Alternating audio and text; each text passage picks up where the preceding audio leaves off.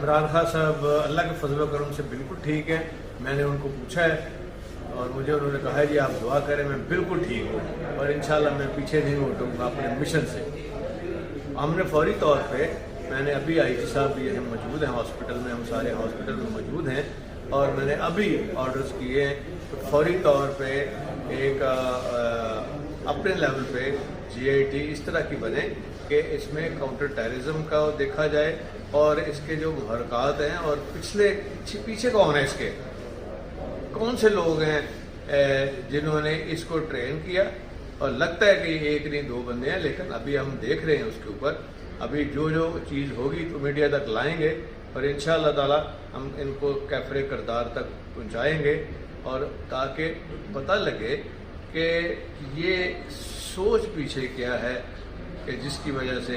इस लड़के को तैयार किया गया और उसको कितने इन्होंने फंड्स दिए, कितने पैसे दिए और कहाँ से लेके आए, ताकि पहले उसने आके प्रैक्टिस की और कितने ही लोगों को ज़ख्मी किया है। और अल्हम्दुलिल्लाह खान साहब बिल्कुल महफूज है और बिल्कुल ठीक है। और जहाँ पहले रखा गया